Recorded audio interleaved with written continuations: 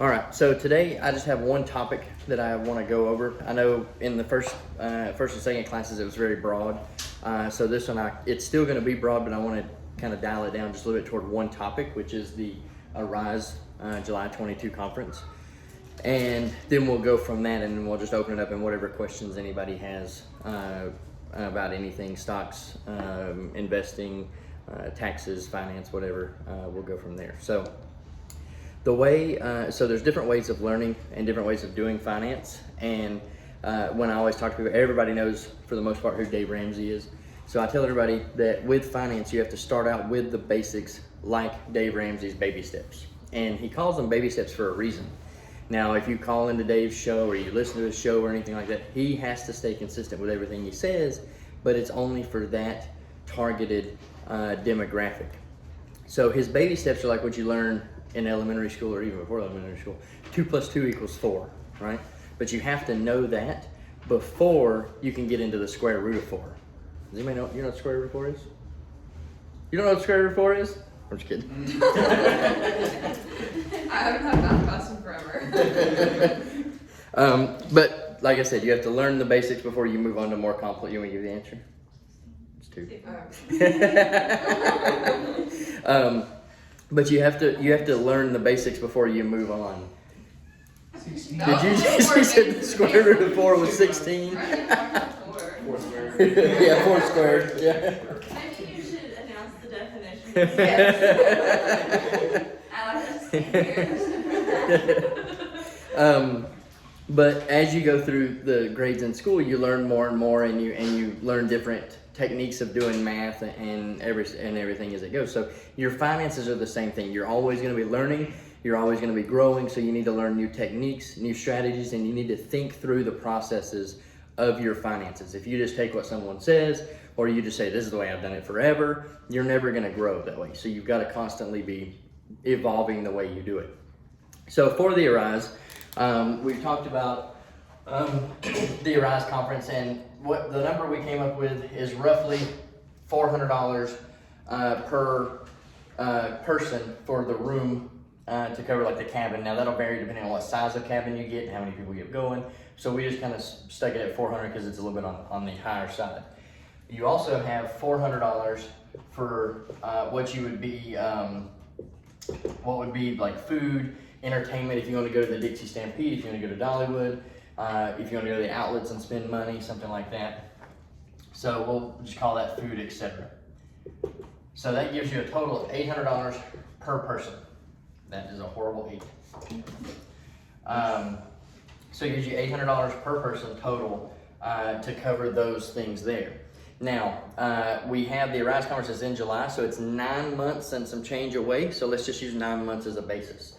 So if you have $800 is what you need to save up to go for it. If you went that route, then that'll come out to a dollar amount. But first off, I want to ask, what are the options? What do y'all think are the potential options you could use to pay the $800 or the $1,000 if you depend on spending more money? You know, if you want to go to the Oakley store or whatever, you know, while you're up there, there's tons of stuff to do up there, go-karts and stuff like that. So, but let's just use the $800 as a base right now. What would your options to pay for the $800 for the trip? Rob a bank. For $800? That you'd be on a different trip. You'd be going places, but it wouldn't be to Gatlinburg. Yeah, it wouldn't be to Gatlinburg. So Set aside money from each of your paychecks, a certain amount. So save it up. Okay, so save it up is one option. What else? Just extra work, picking up just like now someone to get extra money. So raising money. Yeah. Okay. What else? Credit. What do you mean by credit? Like Credit cards. use a credit card to pay for it? Okay. What else? Is there anything else that anybody can think of? Emergency fund. Using your savings. Not desirable. What else? Anything else? What? Rob a bank.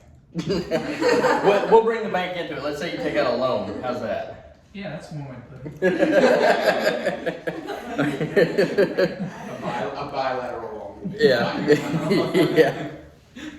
All right, so let's talk through these options real quick. And we'll do the pros and cons of both of them. Sorry, all of them. All right, so as far as save money goes, now this comes into what I was saying.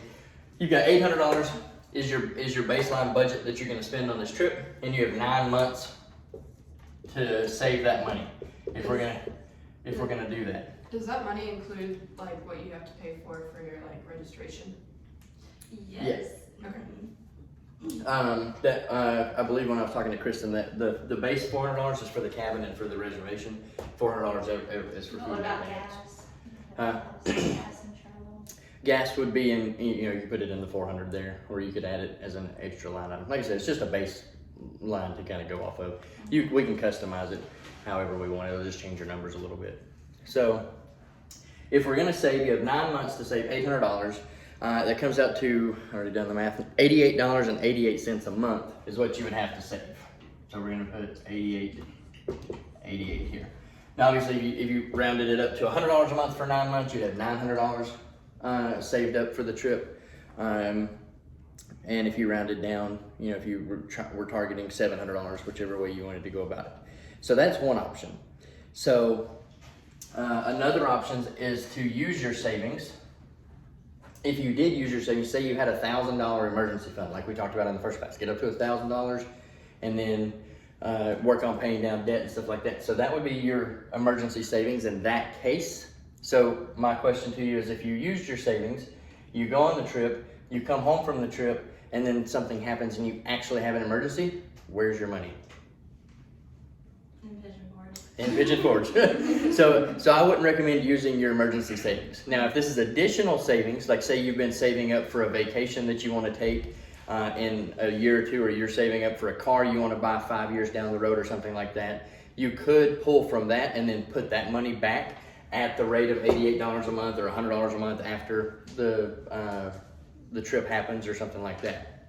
So I wouldn't really go for savings if it's your emergency fund, and you want to be careful pulling from other funds as well, because you want to make sure you're not robbing from that bank, there you go, and not putting it back. So another option is a credit card. And so how many types of credit cards are there out there that y'all know of? Huh? Like different banks or what do you? No, not different banks, like different types of credit cards. My rewards. Yeah, rewards types, yep. So you got cashback rewards, you've got miles rewards, points rewards, and all that. But some of those, actually all of those probably, just depending on the promotion they've got at the time, are gonna have a 0% introductory APR for a period of time. So this is where I like using credit cards in the way that I do, is you could still save this $88 a month and put back the entire $800 in savings, but that doesn't mean you can't use a credit card when you're up there. Because then if you've got a credit card that gives you, like, I don't know, Discover has 5% categories, and then some other cards have different categories that they give you bonus points and stuff like that. So if you're gonna put everything on the credit card and then reap those rewards of those cards that you use, or that card that you use, then you can take the money that you've saved up and pay the credit card off when you get back home. So that's where Dave Ramsey says no credit cards whatsoever, stay out of debt 100%. And that's where you're on that baby level. Like you can't trust yourself to use credit cards at that point, because you don't know how to use them properly. Another option, and let me ask y'all this, if you see a difference in this. So you save up the money, you save up the $800, you put it on a credit card, you pay the credit card off when you got home. You've saved the money for 9 months, you paid the card off, and you're ready to go. Let's say, so Harley just got saved a few months ago. Let's say someone comes in and they want to go to a Rise, but they just got saved a month ago and a Rise is next month. They don't have this 9 months to save up the money. What option did they have for the credit card? I'll just give you the answer, sort of. 0% interest for 12 0% interest. If you've got a credit card that gives you 0% interest for 12 months, 15 months, 18 months, whatever the case is, you could put the money on the credit card and make that same $88 a month, $100 a month, whatever you want. You want to base it on the length of term for the 0% interest and your comfortability of paying it back. So let's say it's $800 and you have 12 months to pay it back. and you're like, okay, or at the 0% interest, you could take the $800, divide it by 12, and pay that much a month minimum to pay it back. You can always pay more, but you want to make sure that you can afford that on your monthly basis before you put the money on the credit card, is the only thing. So if you're going to use a credit card, you have to be cautious with doing it, and you have to know your limitations and stay within your budget.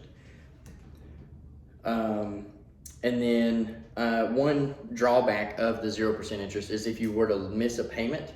A lot of the credit card companies, when they give you that introductory APR, if you miss a payment, have a return check or anything like that, they'll actually take away your 0% interest and apply all the interest toward it, or they can. So that's one risk that you have in doing a credit card like that. You also get a bonus with using a credit card because you get the cash back, which can apply to you for debt as well. Yes. Assuming it's a cashback card. Yes, assuming it is. And one thing I forgot to mention up here too is the bonus credit cards that you get. So And you sign up or refer a friend as well. yeah, so some of them, like I think we just got one, Brandy just got one the other day. It was 0% interest for 15 months, I believe it was, wasn't it? And $250 cash back if you spend $1,000 in the first 3 months. So there's $800 of the $1,000 right there once you get the card. So $200 more, you get your $250 back, and then pay the card off. So there's a lot of different things like that, but you got to be you have to be able to trust yourself with the credit card. I'm not saying go out and get a credit card and use it to buy everything. That's not what I'm saying. I'm saying once you're at that level and you can manage credit and everything, then that would be an option to use to pay for the trip. And then raise money is another option, and depending on everybody that's wanting to go, we can talk about something like that as a group. There's things that you can do, like Rebecca brought up. You could do side jobs. You could do, if you could talk people into letting you cut their hair already, maybe you could cut people's hair and make a little bit of money. I know people in the Navy did that. They talk about like being underway or whatever. Well, you don't go underway, never mind. They talk about going underway and cutting hair as a job and making extra money or whatever. You can mow yards, landscape, whatever those things that you could do. That's one way of raising money. Another way is obviously fundraisers. You could do something like, the churches sold shirts and stuff before, so we could get together. Brandy's got a Cricut machine and stuff. We could make t-shirts and sell them to raise money, stuff like that. So there's different things like that you can do to raise money. And then the last thing on the list is the loan. And this is where I would draw the line in the sand, because a loan, whenever you take out a loan, there is an interest rate 100% of the time. I don't know of any 0% interest loans there are out there for personal loans anyways. Sometimes you'll get a car with a 0% interest loan, but that's for another discussion.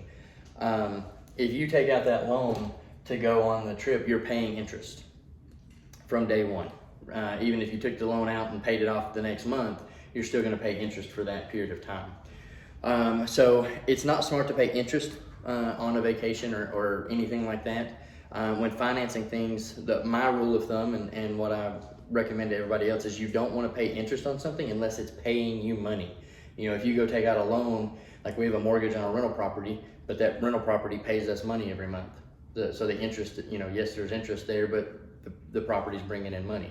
If I go take out a loan to buy equipment for my business, that equipment is making me money. So it's factored into the cost of the equipment and everything. So you don't want to borrow money unless it's making you money, and then you don't want to finance your lifestyle with debt. A lot of people enjoy, having a certain level of lifestyle, and they'll use credit cards and loans and everything to pay for those things now, to get those things now, or to go on those trips now, and they're like, oh, I'll just pay for it later, and then they spend the rest of their life paying for those things, and then they get to retirement age, and they're like, oh, I can't retire because I'm still paying for things in my 30s or whatever, So you've got to be careful with that. So those are the things that I wanted to talk about, just different ways that you could approach one topic. So with trying to, like I said, using the trip as an example, there's multiple ways to pay for something. You just have to look at your situation, at your finances, at your time frame of what you have, and figure out what the best option is for you. The safest route of these would be to start now, save the $88, $100 a month, whatever it is, put it into a bank account, get a credit card, preferably one that has a bonus, $250 cash back or whatever. Put all the trip on the credit card, pay it off when you get home. If you pay the credit card off within the billing cycle, you won't pay a dime in interest. Brandy and I use credit cards for pretty much everything, and we don't pay any interest on them. So the rental property I was talking about, our mortgage is through Wells Fargo. We have 2 Wells Fargo credit cards. She has one and I have one. And every month we're paying at least $25 principal straight toward the mortgage, but because that's what we use that cash back on those cards for. So there's a lot of benefits that come with them, but you have to know the game and know the rules and be able to play it correctly. So that's all I have for that topic. So now it's just questions that anybody has about anything, any topic specifically, or not specifically, but any topic that you want to talk about. Is there any questions about this before we deviate? Is it above anybody's head? Did it? Your hair's a little like. I think as far as you just have to be careful with like the interest rates and stuff, because like a lot of people just starting out who's never had a loan don't understand the interest rates and think they might be getting a good deal and don't know that like that's a way too high of an interest rate to be paying, especially on like a car loan or whatever kind of loan it might be for. Yeah. Now, like with a car loan, when you get into interest rates and stuff, there's a lot of different variables that go into that. Not only the length of time of the loan, the age of the car, whether it's a new car, used car. You can get 0% interest financing on new cars, but then you eat that depreciation in most cases. So there's a give and a take on that. I like to buy cars used and depreciated. So like right now I'm looking at trying to buy a car, and I'm looking at like early 2000 models cars because they've already depreciated down, and now they're not going to go down anymore. They're going to level out and maybe even go back up as time goes by and they become classics. If you buy a car right, you buy a special model car, and yes, there would be interest on that loan if we financed it. But credit card interest is different. A lot of people get in over their head with credit card interest because they don't realize that. I mean, most credit cards are like 19+% interest, and it's whopping. But because you see it, it's a $25 a month minimum payment or something, they'll just pay those minimums and everything and go on. But they don't realize like you pay the $25 depending on the balance of the card, obviously. But in some cases, like you could pay a $25 minimum payment on the card and your interest was $23 and change. You literally made a $1 dent in your interest. Everything you paid was just in your principal. I mean, everything you paid was just interest. So, is there anything else? Saving up for Christmas. You can do the same thing with it. Christmas is not 9 months away though. You've only got 3 months. You can start saving for that now. Like depending on, like if you say you want to target a Black Friday and you get paid weekly, you can say, okay, Black Friday is, and I don't know the numbers right offhand, but I don't know, what is it, 6 weeks away? It's 26 or something. Yeah, something like that, I think, ain't it? So 6 weeks and you want $600, you need to save $100 a week. Start with the big picture. Has anybody ever heard the sailing? Anybody ever heard the saying, you eat an elephant one bite at a time? Or the 1,000-mile journey starts with the first step, something similar to that. Basically, you have your overall goal, your big goal, your end target of what you want to achieve. You start with that. And you say, okay, it's $600, it's $800, it's $1,000. It's 8 months away, it's 10 months away, it's 12 months away. And you start with that, you divide it by that, and you get so much a month. And you say, okay, there's 4 weeks in a month, or 2 weeks in a month. I like to go based off what you're paid by. So then there's 2 weeks in a month if you're getting, or 2 paychecks in a month, however that plays out. And then say, okay, I need to save X amount of dollars per paycheck in order to achieve this goal. So I do not put Christmas. So here's a story. When Brandy and I first got married, we were very financially illiterate, and I got a new credit card, and I was like, I've never been able to buy a Christmas present because I grew up very poor. And so when I joined the Navy, a lot of people say people in the military don't have money, but to me, I had money. So we got a credit card, and I went and bought Christmas presents for all of my family, and 4 years later paid the credit card off. So I learned that lesson the hard way. So. And I just want to add in that Christmas is very overrated. Don't stress yourself out to buy. Yeah. Start buying in October. Yeah, well, don't stress yourself out to buy. No, start buying for next Christmas after Christmas is over this year. A lot of people, honestly don't even remember, a few months after Christmas, they don't even remember, what you got them, or they don't use it, or it just, lines up in a storage closet somewhere, like, I'll remember. don't. Or they re-gift it. Yeah, like, don't make a big deal of it, like, do what you can and don't, like, stress yourself out over it. Y'all got me a weed that Christmas, I remember it. Yeah, that was the exact. I still have it. Yeah. She don't have it. Her mom has it in the In the closet. Yeah. Exactly, in the closet. But I remember And when it she got took me. us forever to pay that debt off. And we were paying on it for years after that Christmas had already come. So much and- money wasted. So. Yeah. like- And that's the thing, like you know, a lot of people like when they're young, they don't really care about finance stuff. I know I didn't when I was younger. I didn't understand it or anything. Now going back, I wish I'd have done a lot more.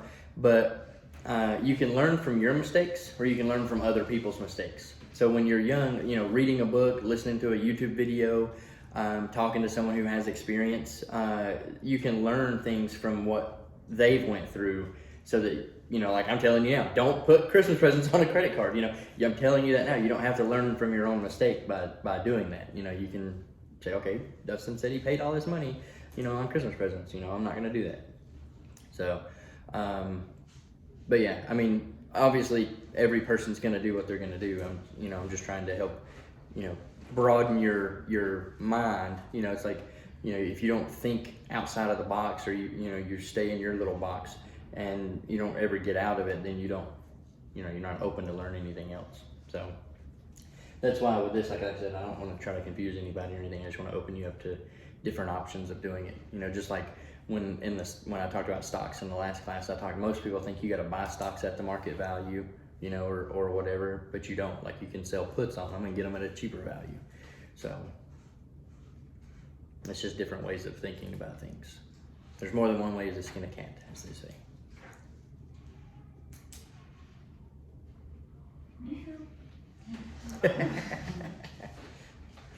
What account do you take special offerings out of? We have special offerings in church. Where do you take that money from? Or do you just take it from your giving? So we have a couple different ways that we do it. So if I'm doing like normal tithes and offerings and stuff, we actually write that check out of our business. But I'm a different class, you know, because I'm not a class, but different situation. But if you were doing it out of like a base budget, then I would do it out of my main account with what you received. And then obviously when you get into tithing, you know, is it pre-tax, post-tax, you know, that's a different topic. But whatever, what I like to do is look at it as buckets. Does anybody want to write this down before I erase it? You got it? Okay. So one way to look at it, and the way I like to look at things, and you don't have to have separate accounts for this, but let's do it this way, actually. So this is your paycheck, right? Your paycheck comes into what I consider your home bank, right? And this could be whatever bank account you have. You know, with the Navy, your LES payments go into, you know, Navy Federal or whatever. Or maybe you use USAA or whatever, right? So when it comes into this account, you have your designations for things. So then over here, you've got your tithe. And, whoops, a little crazy there. You got your tithe that comes out of it. And then you've got, maybe you pay your bills out of the same account. And then you've got do you use a TSP? Mm-hmm. So you don't even see that. Do you have any retirement or any investments above that? Yeah. Okay, so then you've got your investment account over here. And then over here you've got your savings account. And I didn't draw these to spec, I just kind of drew them down because of my limitation of space on the board. But when you have your allotments that come in, you can use this same bank account, but you have to be aware of these little banks that you're funding it to. So you can use different accounts if you want. I do know people that use different accounts for different things.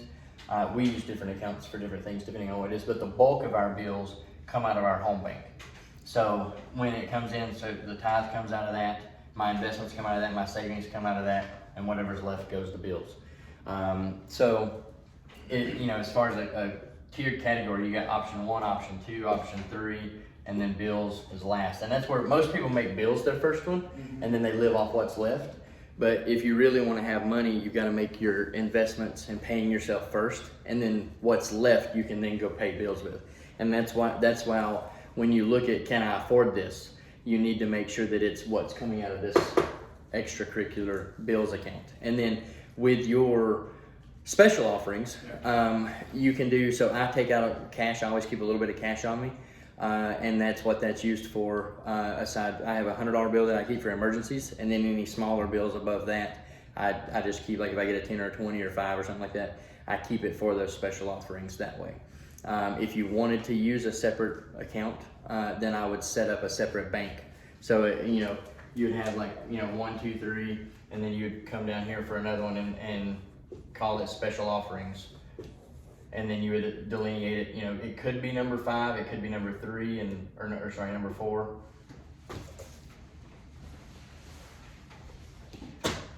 And then you could make bills number 5.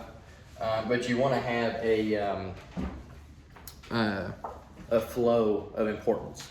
So you want to put it in to what level it is of importance in your area of life. Maybe you have your savings already. Maybe you've got your 6 months of savings. You don't need to be saving for savings sake, so maybe you don't even have a savings bank right now. Maybe everything is going into investments. Maybe you're at that stage where you're living off 10% of your income, and you're saving 90% or investing 90%. So you're in a different ballgame. So that'll evolve over time. But I hope that's what you're asking. Yeah. Because when I think of accounts, I think of accounts like that. So.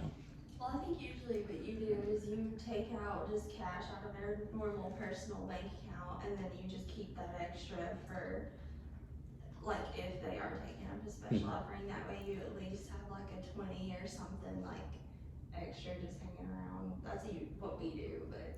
Yeah, and then if they announce it ahead of time, then I'll go back and I'll write a check specifically for it, like when they did that the other day. They like to spring it on you sometimes. Yeah, that's why I keep a little bit of cash with me. But if I have time to go home and write a check, then I'll write it out of my main account. Okay. So. And then just do a little bit less from your least important account, probably. Yeah. Next month or whatever. Yeah. Yeah, and that's why. So a lot of people think that a budget is set in stone. Like when I was talking about the cars on the last one, I brought up the car, and I was using just a basic. What'd you call? I Googled median income, per person, and it came up. So based on that percentage would be 3,000 or 300. Sorry, based on that percentage. But if you say, okay, well, I don't, for this period of time, I'm not gonna do this. I'm gonna put everything toward a car or something. Then you could do more. That was just a basic breakdown of what I wanted to go to show everybody. But if you have, and then also on the car topic, did you already buy a new car, or are you still looking? Yeah, I have my mom's car now. Okay. So when you're looking at a car, the monthly payment obviously is associated with the total price of the car. And if you're looking at, say like in the $300 payment range, you're looking at like a $20,000 car, 20 to 25 probably, depending on interest rates, obviously. But say you're looking at a $40,000 car. If you have $15,000 to put down, your payment's still going to be $300 a month because you're only financing the $25,000. So when you get into those, you have to take that general guideline of what we talked about, and then custom fit it to your life based on your priorities. Now, looking back on everything now, if I had started investing the way I am now when I was Harley's age, I'd already be a millionaire, just because of those percentages and stuff. So if compound interest works in your favor, because your money just to, I don't know if everybody understands compound interest, and this is just a simple explanation, but you put in $100 and that $100 gains you 10%, you made $10 at the end of the year. It's not a lot. But next year, it's 10% off of the 110, not just the 100 that you put in. And then if you put in another 100, now it's 100. Now it's 10% off 210. So now you're making $21 that next year. So now the following year, if you put in another $100, now it's $331 that it's growing. So eventually, you're compounding. You're getting paid that return on money greater than what you put in the first place. So, and there's examples. I don't have one right now. think about pulling it up, but there's examples you can go on and look, like, you know, John and Joanne both work at the same place. They make the same amount of money. They're both 19 years old. You know, Joanne starts putting in, maxing out a Roth IRA at $6,000 a year for the next 12 years, and then stops and never pays another dime. And John doesn't do anything for 12 years and then starts putting in money. Who has more money at the end of retirement? You would think John does, because he contributed for 35 years and she only contributed for 12, but she ends up with more money because she started sooner and she put way less in. So you can look up, you know, different things like that. I don't know how you'd search it exactly, but I can try to find one and send it to you if you're interested. It's just a way of breaking those down to show the power of compound interest. Does most savings accounts have compound interest? Because I noticed, like, with mine, I've got, like, it's a dividend and maybe like 8 cents or something. Yeah, so the dividend is the interest that you're being paid, but the interest, yes and no. Mm-hmm. So, and this is where you have to look at things like, a lot of people want their money to be very safe, but safe doesn't grow very much. So safe would be putting it into a bank account, savings account, money market, CD, something like that. But most of those rates are like 0.01%, maybe 0.25%. I know we had a high yield savings account last year that we actually closed down. It started out at like 2.7, then it went to 2.2, and then it went to 2, and then 1.7, and then 1.5, and I was like, I'm closing it out because I can make more money in the market. So the inflation is your enemy in that. So right now, like the last CPI data and everything came out, I believe we're somewhere like 5% year over year right now. So if you're at 5% inflation, which means everything that you have saved is being devalued by 5%, while you're trying to step it up by your interest that you're receiving of 0.1% or whatever, you're falling behind 100%. So, and there's different ways of that. So Brandon and I, and I don't know if y'all were here in the last class or not, but we keep $1,000 in the safe as an emergency fund as well, like our liquid cash emergency. Like I can go to the safe and get it and go pay whatever with it. And we were talking, so I put the $1,000 in cash in there, and I put at the time it was like $400 worth of gold and silver in there at the same time. And I was just looking at it because I was buying more gold and silver the other day, and I was like, this is way more than what I bought it for last time, because I hadn't bought any in a long time, which was bad on my part. It just kind of fell off the radar. But I was looking at my portfolio, what I had worth. My $1,000 was still $1,000, but my $400 in gold and silver is now worth over $1,000. So over that year and a half or so of time, that gold and silver went up in value, and that $1,000 just sat there doing nothing. So you don't want to have too much money in cash because it's just being devalued every year. So if you're looking for returns, then you know I would recommend, you know, the S&P 500, they say is like a good market point of the overall market, and it's 8 to 10% a year over the last 20 years is what it's averaged in return. Last year was way more than that because of the rebound from COVID on, but it may be worse next year, you know, so you have to be comfortable. I don't know necessarily comfortable, I guess, but you have to be accepting of the ebbs and flows of the market, because it doesn't just go straight up all the time. So. And if your job doesn't offer like an IRA or retirement plan or anything, that's fine. You can get your own IRA and start right now. You don't have to go through a job. Yep. So, and IRAs, you have Roth IRAs, you have normal IRAs, and they all have different advantages to them. So right now, if you contribute to a normal or traditional IRA, they take taxes out of your paycheck, but then whatever you put in to the traditional IRA it's pre-tax, or pre-tax, so they don't take taxes out of that money, but when you draw it in retirement, you'll pay taxes on that money. So and then that goes into the debate of whether you think you'll make more in retirement than you do now or less, whether you think taxes are going to go up or stay flat or go down. But in a Roth IRA, it's post-tax dollars, so you pay the taxes on that money today, and then you go put it into a Roth IRA and let it grow, and then when you draw the money out in retirement, you don't pay any taxes on that. So like my trading has evolved over the last year. I was doing like Robinhood. My Robinhood account's just a normal brokerage account. There's no tax structure to it or anything like that, or not structure. There's a tax structure. I get taxed on it as normal income. It's not like a Roth IRA or anything. And then I had my Roth IRA that I was doing more like longer term, less risky place because I can only put $6,000 in there a year. But I was growing that account at bought Snapchat at $11 and sold it at $64, which was still a really good return, but it was over the course of like a year.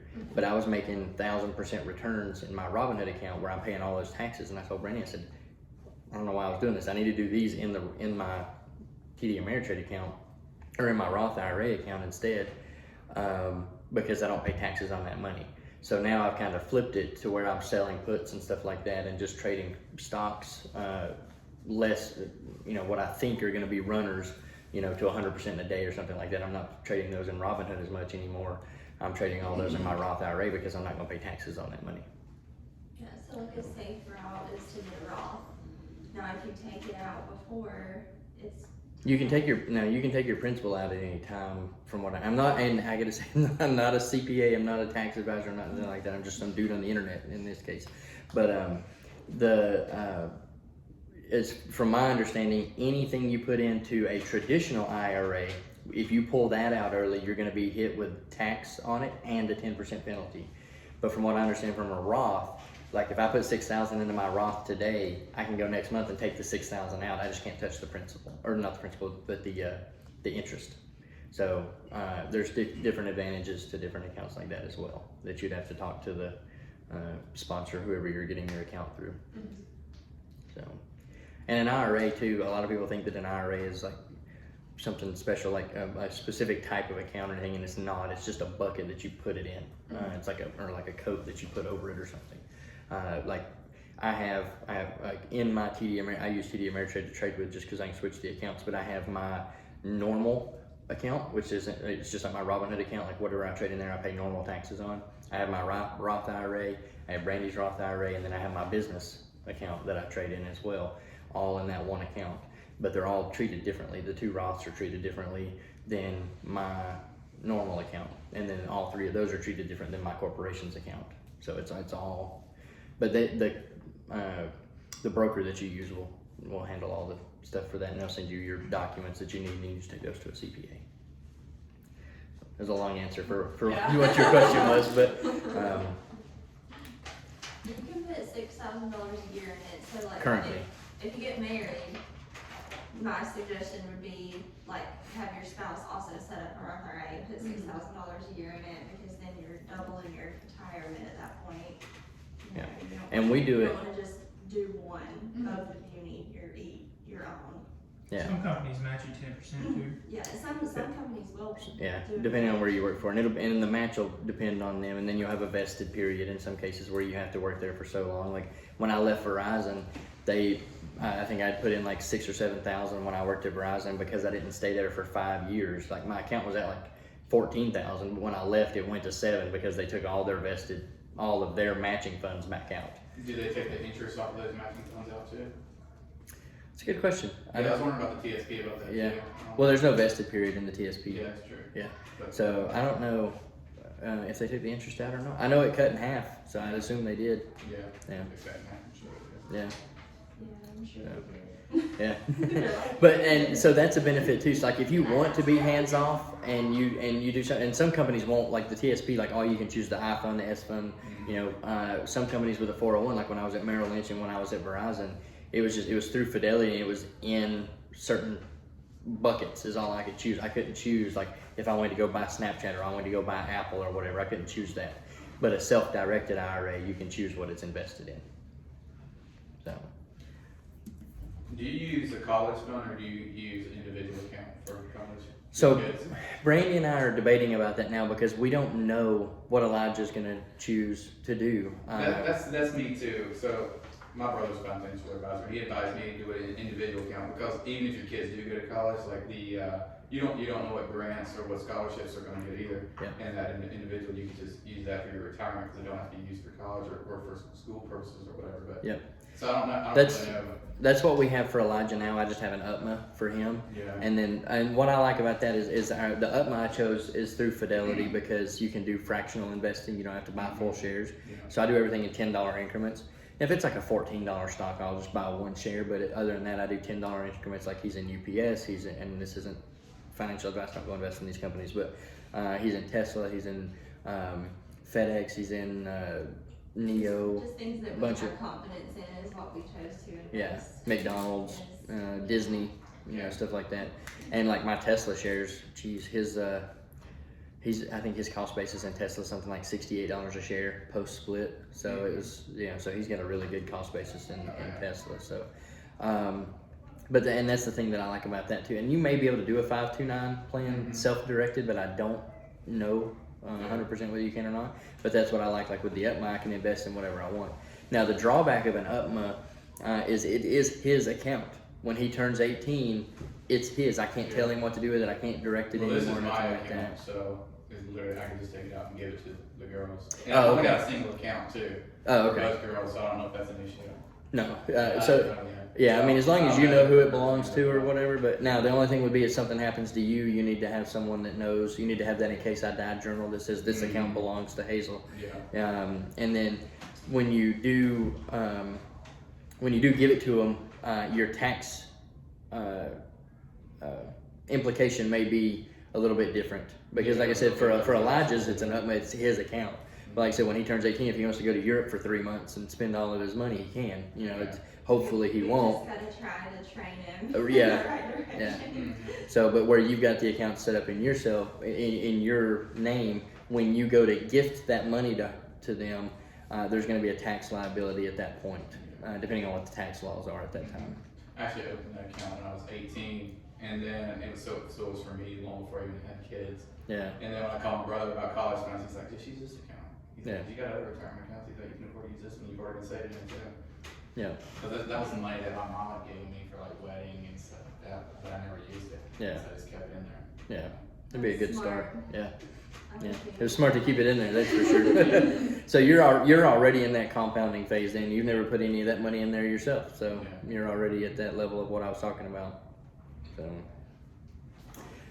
well, I guess it's 10:47, so I guess we'll go ahead and wrap it up there so we can get over there.